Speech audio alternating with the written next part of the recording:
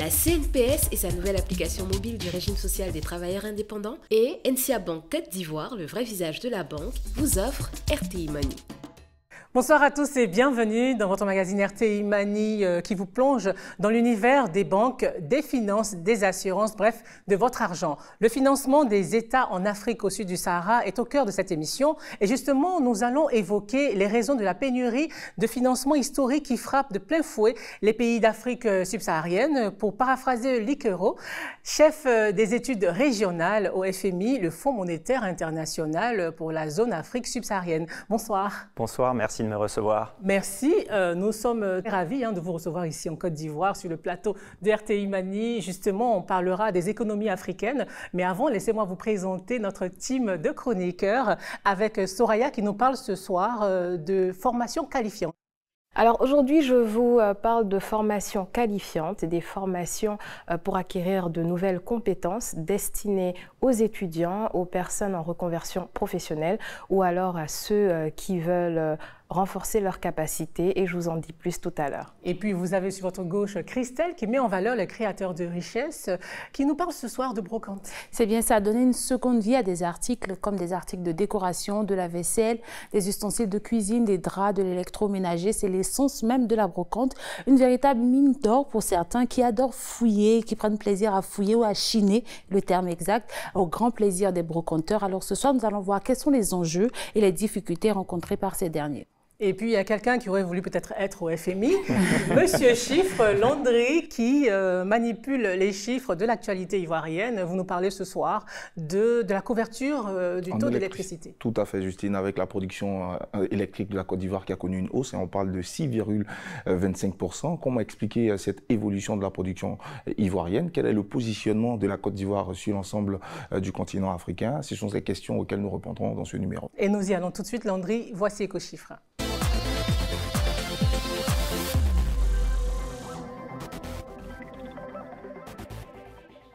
Alors, Landry, nous parlons d'électricité avec une production ivoirienne en hausse. Oui, Justine, à fin décembre 2022, la production électrique de la Côte d'Ivoire s'est établie à 12 139 gigawattheures. C'est une progression de 6,25% par rapport à 2021, avec près de 76,41% de sources thermiques et 23,59% au titre de la production hydroélectrique. Grâce à cette production, ce sont plus de 7 575 localités qui sont couvertes, ce qui correspond à un taux d'accès à l'électricité de près de 92%. Et comment pourrait-on expliquer cette hausse? Alors, plusieurs éléments pour expliquer cette évolution de la production électrique en Côte d'Ivoire, mais j'ai sélectionné quelques-uns. D'abord, vous avez la réalisation de plusieurs infrastructures importantes, dont la construction et la mise en œuvre en novembre du barrage hydroélectrique de Soubré. C'est le plus puissant et le plus grand centre de production électrique sous-régional avec une puissance installée de 275 MW. Il y a aussi la centrale Cyprel 4, 111 MW en décembre 2013 et celle d'Azito, 441 MW. À côté de cela, il faut noter aussi le programme national d'électrification rurale PRONER et le programme électricité pour tous, le PEPT. Et juste à côté de cela, il y a eu un programme de 4 plans directeurs sur la période 2014-2030 de près de 6 800 milliards de francs CFA. Voici quelques éléments qui pourraient expliquer cette hausse au niveau de la production électrique ivoirienne. Et quel est le positionnement de la Côte d'Ivoire sur le continent? Alors, la Côte d'Ivoire est le hub au terme de l'énergie dans la zone ouest africaine. Le pays exporte près de 11% de sa production vers les pays tels que le Burkina Faso, le Mali, le Libéria, la Guinée ou encore la Sierra Leone. Et selon le dernier rapport de la Banque mondiale, nous avons le classement des pays qui ont le taux d'électricité le plus élevé. En particulier, vous avez l'Égypte, le Maroc, la Tunisie qui affichent un taux de 100% en termes de couverture électrique. L'Algérie vient en 4e position avec 99,98%. Vous retrouvez la Côte d'Ivoire avec 92%, juste après la Côte d'Ivoire, le Gabon qui a un taux de couverture de 91,6%. Voici les éléments qui pourront permettre ou qui permettent à la Côte d'Ivoire de pouvoir avoir un bon rang en termes de couverture électrique sur l'ensemble du continent africain. Alors, Likero, est-ce que, on va dire, un bon taux de couverture électrique dans un pays, est-ce que c'est un bon indice qui dit que le pays est puissant ou pas, surtout aujourd'hui à l'heure du développement durable? Ah oui, c'est absolument essentiel. La production électrique, c'est vraiment l'un des défis majeurs, notamment en Afrique subsaharienne. Aujourd'hui, on a 1 personne sur 2 sur le continent qui n'a pas accès à l'électricité. Et on a certains pays où les problèmes électriques créent vraiment des problèmes pour l'activité économique. Par exemple, l'Afrique du Sud a une croissance extrêmement faible ces dernières années à cause de problèmes liés à des coupures d'électricité. Donc c'est une très bonne nouvelle pour la Côte d'Ivoire. Merci Landry pour ces informations chiffrées sur le taux de couverture de l'électricité dans notre pays. Et c'est maintenant l'heure du 24 heures avec Christelle qui nous parle de brocante.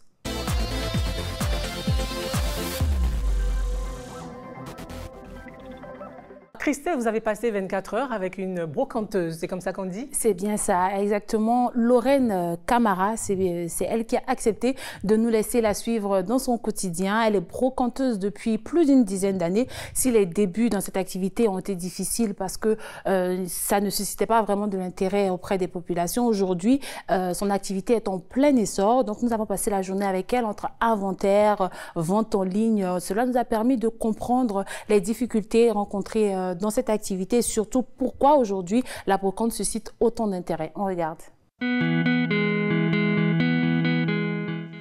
Ici, on a ce qu'on appelle un bubble spa pour les dames qui ont les spas et autres là. C'est de marque Babyliss. On a proposé celui-là à Edwige Mbra. Vu qu'elle a un spa, ça pourra l'intéresser. Ce matin, Lorraine et son équipe sont à pied d'œuvre dans ce garage qui lui sert d'entrepôt, l'inventaire d'une 50aine de cartons. À l'intérieur, des articles de décoration, de la vaisselle ou encore de l'électroménager venus d'Europe. Claudia, là derrière, on a 15 cartons à prendre. Les 15 cartons, vérifie bien que ce soit que la déco. Tu comprends? Là-bas, ça doit être uniquement la déco. Il y a plus de 10 ans, Lorraine Camara s'est lancée dans le business de la brocante. Des articles de seconde main, ne faut pas qu'elle revend entre 3 000 et 100 000 francs CFA, voire plus. Une passion pour les articles vintage qu'elle a réussi à transformer en un business rentable. Et 2 fois par an, elle fait venir près de 2000 cartons. C'est la passion, c'est parce que j'aime avoir de la belle vaisselle, j'aime boire d'un beau verre, d'un verre en cristal. C'est de là que c'est parti. Bon, il y a une surprise dans chaque carton. Quand les cartons arrivent, moi-même, je ne sais pas ce qu'il y a dedans. C'est très risqué, voilà pourquoi, quand on commande en quantité. Moi, je vais toujours sur la base d'un conteneur. Avec un conteneur, je suis sûre que même si je prends des risques, parce qu'il y a des cartons où je perds forcément, avec un conteneur, je suis sûre que j'ai plein de choses qui seront au top. Ce qui rentre en compte, c'est surtout la qualité de l'article. Voilà, tu peux tomber sur un vase Picasso, tu ne vas pas le vendre à un prix, voilà, parce que ça ne couvre pas les rues. Pour faire venir ces cartons, Lorraine peut investir entre 20 et 25 millions de francs CFA, entre le coût de la marchandise, le fret et des frais de douane qui, eux, peuvent absorber plus de 50% de la valeur du conteneur. Un investissement important que la jeune femme rentabilise grâce à l'engouement suscité autour de la brocante. Ici, déjà, des gens qui prenaient des conteneurs et puis je prenais avec eux. Mais après, quand tu grandis dans le commerce, tu te dis pourquoi ne pas prendre toi-même tes affaires. C'est comme ça que j'ai commencé à faire venir mes affaires moi-même. Il y a des périodes aussi où les affaires bougent vraiment. Il y a des périodes aussi où ça ne bouge pas vraiment, donc tu es obligé de casser certains prix, voilà, pour que ça sorte vite. Pour écouler la marchandise, Lorraine a choisi les réseaux sociaux comme arme de vente. Si elle possède uniquement ses articles sur sa page Facebook, il y a quelques mois, elle s'est mise au direct. Pour la commémoration du mariage du prince William et de Catherine Middleton, le jubilé de diamant 1952-2012. Vicky Ake, après Rosenda, après Nami Bamba. Des lives Facebook de 3 à 4 heures, 3 fois par semaine, pendant lesquels la brocanteuse peut écouler jusqu'à 400 articles. Si les débuts étaient difficiles, aujourd'hui la jeune femme a vu son business évoluer avec le changement de mentalité. Il y a 10 ans auparavant, quand je commençais, je voyais beaucoup de personnes qui me disaient des choses qu'on a déjà utilisées, nous on va faire quoi avec ça? Aujourd'hui, les gens courent après ce qui est déjà utilisé, ce qu'on appelle brocante.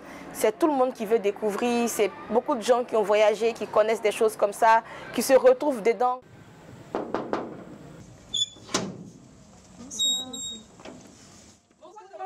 Kélia est une habituée de la brocante de Lorraine. Il y a 10 ans, alors qu'elle recherchait une cocotte minute de qualité, la jeune femme fait la connaissance de Lorraine. Passionnée de brocante, elle n'hésite pas à faire ses achats via les directs et est toujours émerveillée par ses trouvailles. Ah oui, ça c'est ma balance de la dernière fois. Oui, elle est magnifique, hein, Lorraine. Oh là là. Attends. Ouais. En tout cas, les chips. En plus, ça peut te servir à faire plusieurs trucs, hein. Pas seulement les chips, les gombo grillés.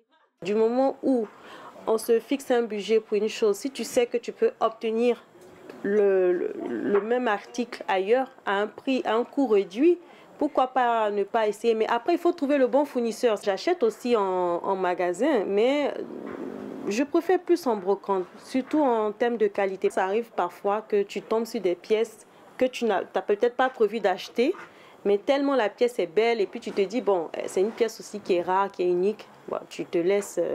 tu rentres dans le jeu, quoi.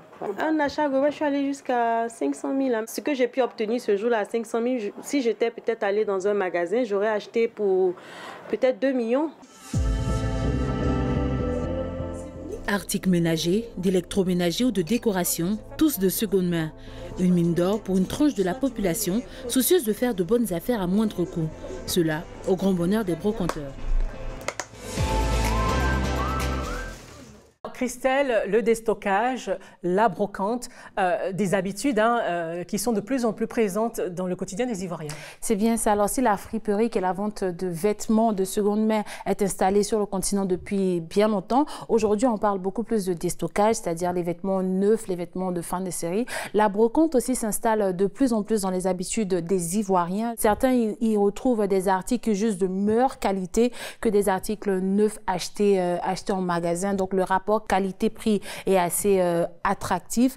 Une petite anecdote que m'a racontée Lorraine Camara, c'est qu'un jour, dans un de ses cartons, elle a trouvé une bague avec une pierre au-dessus. Elle se disait que ça devait juste être un bijou fantaisiste. Et devant les interrogations de ses proches, elle a décidé d'aller faire authentifier ou certifier cette bague. Et elle s'est rendue compte que c'était du pur diamant qui était sur la bague. Elle a décidé de garder pour elle-même, de ne pas la vendre. Comme quoi? Il y a de véritables trésors qu'on peut retrouver dans la brocante, mais les spécialistes de l'environnement, quant à eux, sont un peu sceptiques, surtout au niveau des automobiles ou du gros électroménager en termes de pollution de l'environnement et tout ça. Donc, il faut prendre ça avec des pincettes, on va dire ça comme ça. Alors, Luc Hérault, brocante ou pas? On m'a dit que, mon petit doigt m'a dit que vous étiez bien... J'aime bien la brocante, moi. J'allais souvent faire la brocante quand j'habitais à Paris. Maintenant, le FMI est localisé à Washington et les Américains, ils n'ont pas beaucoup de brocantes, malheureusement. Merci Christelle. Et passons maintenant au bon plan de Soraya qui nous parle ce soir de formation qualifiante.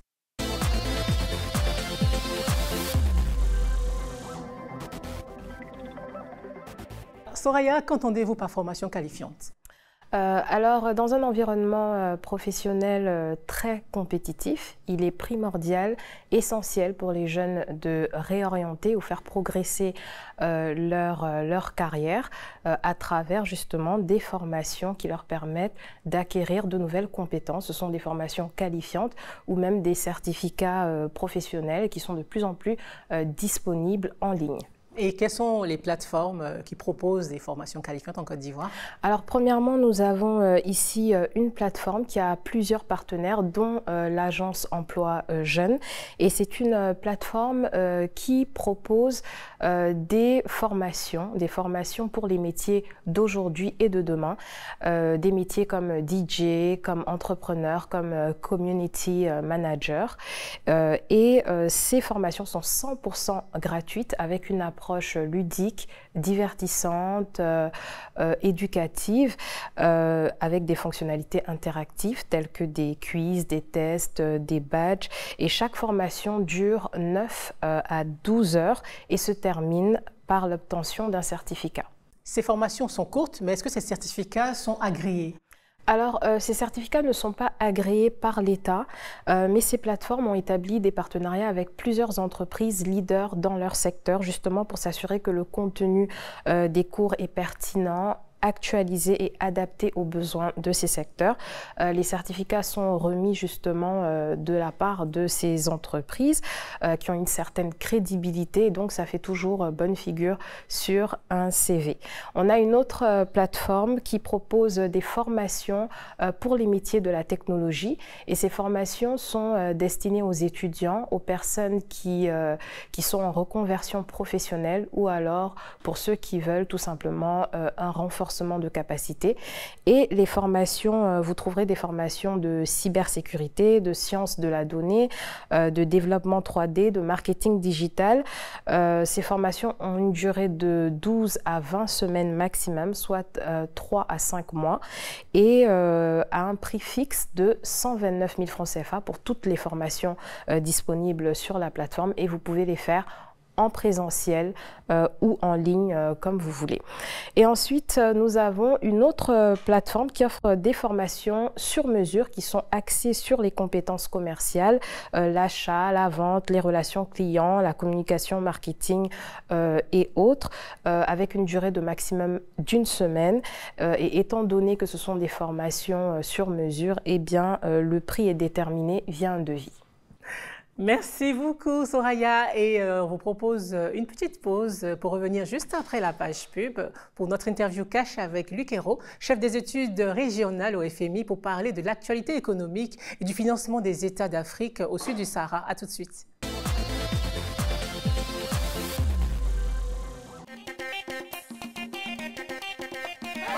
Grâce au régime social des travailleurs indépendants de la CNPS, tous les sportifs peuvent aussi bénéficier d'une indemnité en cas d'accident ou de maladie.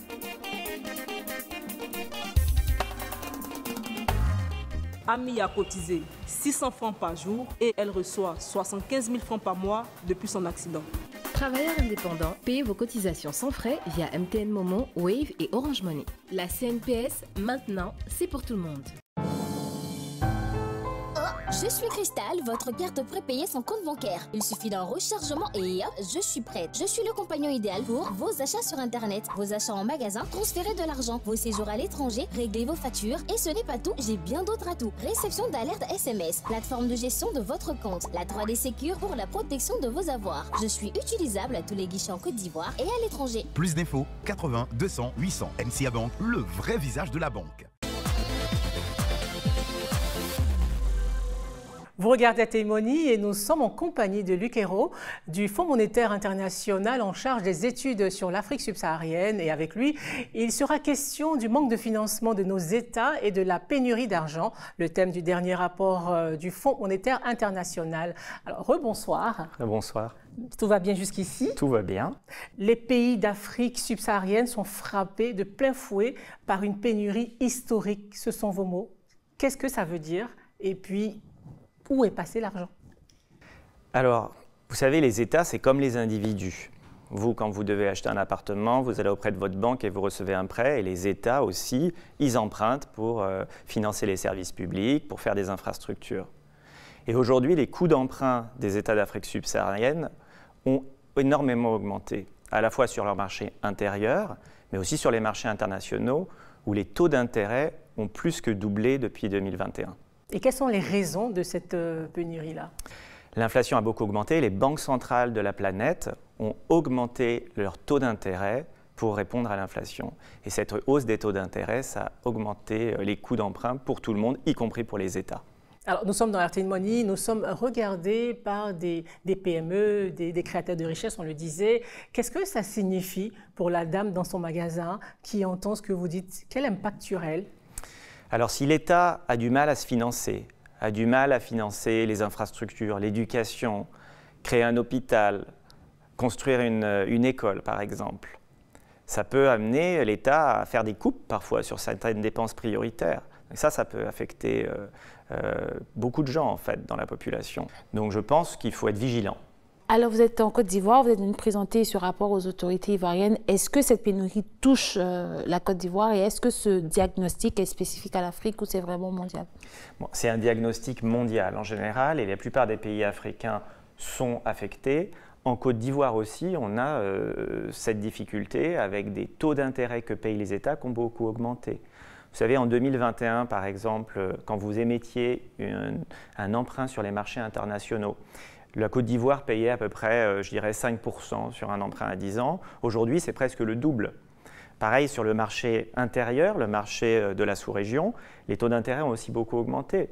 En fonction des maturités, c'était en dessous de 3% en 2021 et aujourd'hui, les emprunts de l'État sur le marché intérieur sont supérieurs, ont des coûts supérieurs à 6%. Donc c'est un effet très significatif. Justement, pour revenir à la Côte d'Ivoire, il y a eu un accord entre le pays et le FMI sur un programme. Quelles sont les priorités justement de ce programme-là? Alors oui, cet accord porte sur un programme de 3,5 milliards de dollars. Donc c'est un montant significatif.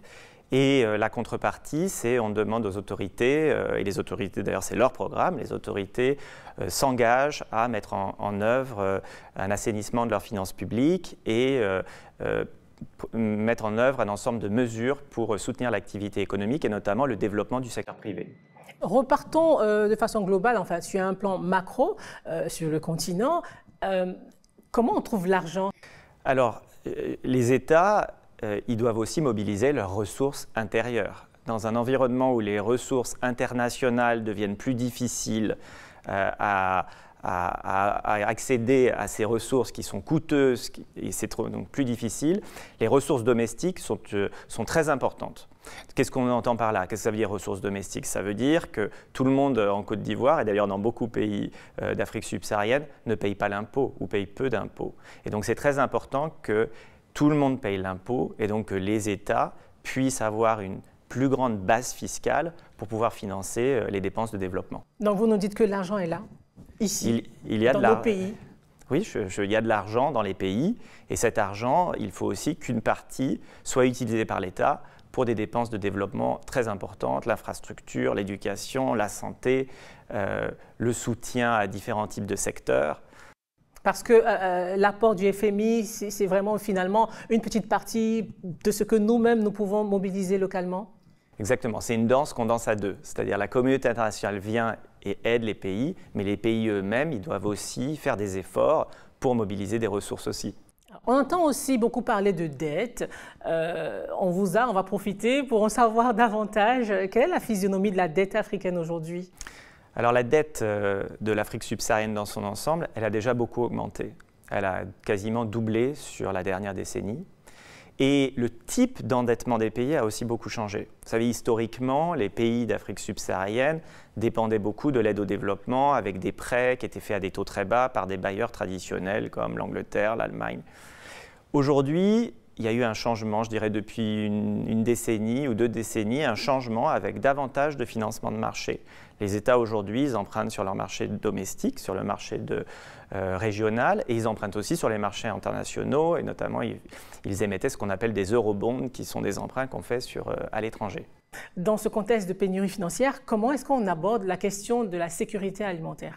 Aujourd'hui, on a 132 millions de personnes en Afrique subsaharienne qui sont en situation d'insécurité alimentaire aiguë. Pour le FMI, c'est un défi principal, très important. On a mis en place un nouveau dispositif qui s'appelle un guichet choc alimentaire où on donne des financements aux pays pour les aider à répondre à cette urgence. Et où trouve-t-on l'argent pour financer les dégâts du changement climatique? Il y a quand même des ressources très importantes des bailleurs dont certaines de ces ressources ne sont pas totalement utilisées par les pays encore. Vous savez, sur les milliards de dollars que reçoivent les fonds pour le climat, ces fonds internationaux, seulement 10% sont déboursés pour aller dans les poches des pays d'Afrique subsaharienne. Il y a quelque chose à faire, non? Il faut que les États développent leurs capacités pour faciliter l'accès à ces fonds climat. Il faut qu'ils développent des plans avec des bases de données sur leurs actions climatiques. Il faut qu'ils aient des bonnes pratiques de gouvernance, de sorte que les fonds climatiques soient à l'aise pour leur prêter de l'argent. Donc il y a aussi un effort qui est à faire du côté des receveurs de ces fonds. Alors pour finir, comment est-ce que vous voyez l'économie africaine dans les années à venir? Alors nous, on reste très optimistes sur les économies africaines. L'Afrique, c'est le continent du XXIe siècle, avec une très forte croissance démographique, une adoption des nouvelles technologies, et donc on reste très optimiste avec un gros potentiel de croissance. Mais pour réaliser ce potentiel de croissance, il faut faire certaines mesures, dont plus de stabilité macroéconomique, une bonne gestion des finances publiques, réduire les niveaux d'inflation. Et aussi, je pense, ce qui est très important, c'est développer le secteur privé. Parce que le secteur privé va être le moteur de la croissance future sur le continent. Luc Ayrault, merci d'avoir répondu aux questions de RTI Mani. Merci beaucoup. Merci Christelle, merci Landry, Soraya. RTI Money pour ce soir, c'est terminé. Merci d'être resté avec nous. Retrouvons-nous très vite dans une semaine pour une nouvelle édition de votre magazine sur la banque, les assurances, les finances. Bonsoir. La CNPS et sa nouvelle application mobile du régime social des travailleurs indépendants et NCA Bank Côte d'Ivoire, le vrai visage de la banque, vous ont offert RTI Money.